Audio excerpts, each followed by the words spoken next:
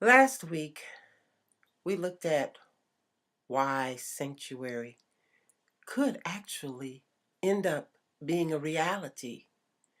Now, in this future world, life on planet Earth had become unlivable.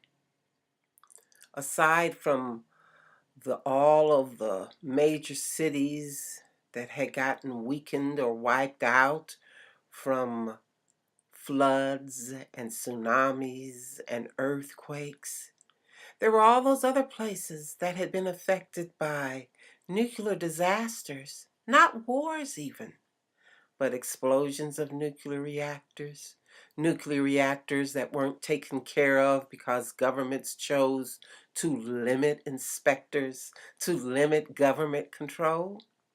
In fact, most of these problems evolved because people began to get the idea that governments were just a waste of time. They interfered with business progress. They put people out of work. Who cared about taking care of safety factors until disasters happened? Until nuclear reactors exploded or had a leak, or all of that unprotected nuclear waste began to seep through the soil and into adjacent rivers, and people began to get sick, and no one knew why. And people began to have incurable cases of tumors and cancer and brain tumors, and no one knew why until they looked at where the people lived.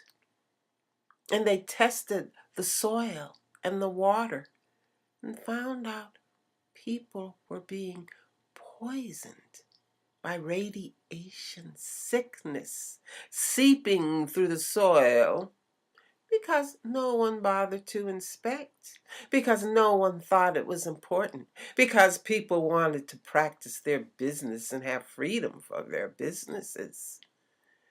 And so people began to get sick. The air continued to get more and more polluted.